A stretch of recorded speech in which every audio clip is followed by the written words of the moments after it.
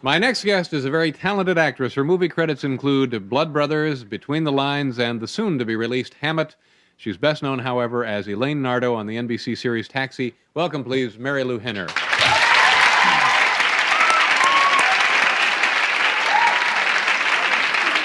Hi, nice to see you again. How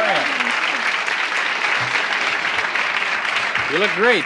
Thank you. Very nice of you to be here. You look terrific. Thank you. It's so festive around here tonight. It is the festive. night before Thanksgiving and everything. I think, and the audience is excited about your appearance, and I know I am. I know the band is.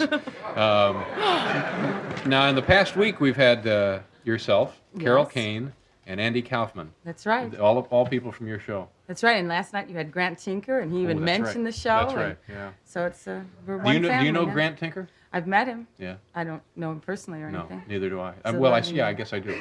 I do know him personally. Does he make you nervous? Yeah, a little bit. Yeah, it makes me nervous. Yeah. But he's very, very nice. How are these other people to work with? Carol Kane and Mr. Kaufman. And well, you can't really ask me that question using both of their names in the same sentence. Do you know what I mean? I mean, Andy is one story, and Carol's lovely to work with. No.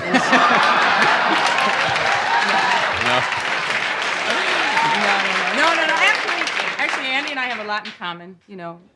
And Carol's wonderful. She's been a great asset to the show too, because it's helped my character become more specific and her character more specific, and she's a lot of fun. Now, what do you and Andy have a lot in common? You said you did. Well, we both love this one Japanese macrobiotic restaurant together, Anaka. Now, what does that mean? Macro? Is that what you said? Macrobiotic? Macrobiotic. Now, what exactly does that mean? Macrobiotic just means that, you know, on the yin-yang scale of life and food and everything Folks, else. take out your yin-yang scales. Right. Just very briefly, yin is sweet and yang is salty. And, you know, people after a salty meal always want something sweet. And so when you deal in macrobiotics, you're dealing with food that's not so salty and not so sweet, but sort of in the middle.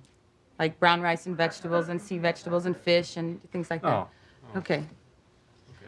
I don't know the meaning of the word, I guess. Well, anyway, there's this wonderful restaurant in Los Angeles, and Andy goes to it, and I go to it, and so we've now have something to talk about. The implication here is that he's tough to get along with, but he's not. He's a very nice person, isn't he? No, and let's not talk about it. Okay. How about it? Let's talk about something else. All right, now... Come on, we must have something else in common. Oh, we got plenty. Look at this. We got all kinds of stuff. Sheets and sheets of notes. We have reams of data here. You know what? You have a clip, right? We do. Yes, we have a you clip do. of an upcoming episode of Taxi. And you know why this episode was so special? It's because Danny DeVito directed it, and it was his first Taxi episode ever directed by one of our cast members, which is great. You know? So. And what was fun for me in it is that I got to do a musical number that was choreographed by Debbie Allen, which was also very special. And I started it with this episode with Mark Blankfield, you know, from Fridays. This is an all-star cast here, you know. And also, I have an affair with a monk. Oh. So I figure that's pretty good, isn't it? Do you think one day Andy will get to direct an episode? Oh, I hope so. You want to look at this now? Yes. Okay. Oh, well, let me just tell you something very briefly about it. No, because you're not going to understand it, no. Right? Okay. What happens is there's a monk from Latka and Simca's country who comes. He's been a monk for 20 years. Every 10 years, he gets a week off to do whatever he wants. So, that's enough. Okay, and that's what we'll see here, and it will be on the week after Thanksgiving. Week after Thanksgiving. Yes. So take a look. Use your TVs at home. The monitors will work here. Alex, I love Zivka too. Why are you laughing? I love Zivka. I mean, the sound of it. You can't possibly be serious. I love Zivka. It's like saying I love Bamba. I love Cheetah. Doesn't he have a last name? Zabalaplop. Zivka Zabalaplop? What does his last name matter? I'm telling you, this is the fullest relationship I've had in a long time. Fullest relationship? Oh, come on, Elaine. You may not have thought of this, but in a full relationship, physical compatibility is very important. So? So he's been celibate for 10 years. So? So, he may find it difficult to be with a woman. No problem. No problem. Marilu Henner and I will return. We have to pause for a commercial. We'll be right back. Hi there. Marilu, Henner and I are here, and we just looked at the taxi, which will be on in a couple of weeks. Now, tell me about this trip around the world. Is that this was not I work? had a trip around the world that really changed my life, or just verified all the wonderful things I've ever believed about life.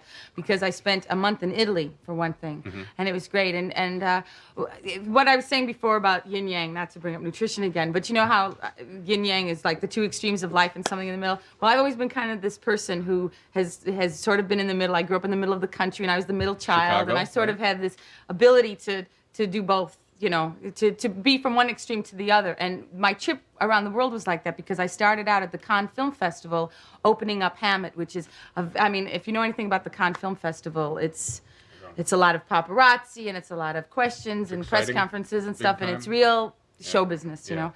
And from there, I went to Italy, where I lived with a family slept on the living room floor of a housing project in Naples. Now, how does that happen exactly? At what point does the travel agent say, and you'll be sleeping on the floor when you get to Naples? How does... You just have to leave yourself open to these experiences. No, I traveled with a girlfriend of mine who knew this family. Oh, I see. So we drove from Genoa down to Naples, and then from Naples to Rome, I was on a train and struck up a conversation with the baggage man on the train, and we became sort of friends. And an hour into our trip, there was a revolution. This was fantastic. There was a revolution. People had strewn their bodies across the railroad tracks because they wanted an express stop instead of a local stop.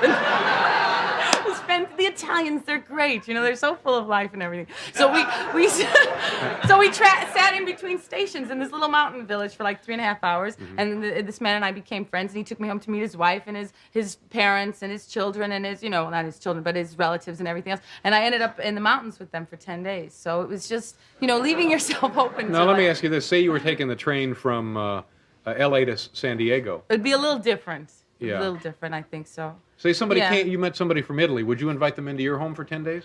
If you have good... yes, I probably would at this point. Yeah. But I think if you have good instincts and you can pick up certain things about people, I think that, you know when to trust people. Do you speak Italian? I do a little bit now. I know all the important ones. Well, one of my favorite Also, don't forget I work with Danny DeVito and Tony Danza, so I learned the real important ones a while ago. It's hard for me to imagine this guy explaining to his wife, who spends most of her time up in the mountains, what your role will be there for the next week and a half, right? You know? No. Well, she didn't speak any English. Of course not. Sure. No, it wasn't like that. No, I know. Now, how old a man was he, though, just for the heck of it? 28. No, it wasn't like that. Yeah. Well, that's an odd experience, unusual. Very unusual. Yeah. Yeah, but special. Then where else did you go? I went to Bangkok, and I went to Hong Kong, I went to Munich. Not in that order. It's a little strange. No, I went literally around the world for like 9 weeks. It's pretty exciting stuff. Very exciting. Very nice. And I'll tell you something. The thing that I noticed the most is that people really don't need language to be able to communicate, I mean, I played a lot of charades as a kid, so it helped because I was able to point to things and act out a lot of things. But I learned so much because you can pick up senses from people without having to know what they're talking about. And you could sense that this man wanted you to come home with him. You're turning this... No, I don't mean I had an experience like E.T. and Elliot. That's what this experience was like. E.T. and Elliot. E.T. and Elliot. No, God. Yeah. You're terrible. No, I hope you have a nice... always do this to me. Have a nice holiday. Yes, okay. The gentleman up won a turkey earlier. Did you see that? George Simons. Congratulations. Yes, is George still there with the... Hi, George. We got to go away, but we'll be right back. Hotel accommodations for most guests of Late Night with David Letterman furnished by Berkshire Place, a Dunphy Classic Hotel, in exchange for this announcement. For reservations at Dunphy Hotels in the U.S. and Europe, call toll-free 800-228-2121. Thank you very much, Marilu, for being here. Nice to see you. And again, have a good holiday. I want to, Richard Morris, who was supposed to be with us tonight, will be here on Monday. We're sorry we ran out of time. I would like to thank Albert Brooks and, of course, the Peace Through Dramatization players, our announcer, Bill Wendell, Paul, and the gentlemen in the band. Thank you very much. Have a nice holiday. Tomorrow night, Carole King and Richard Lewis will be here. Have a good holiday. Goodbye.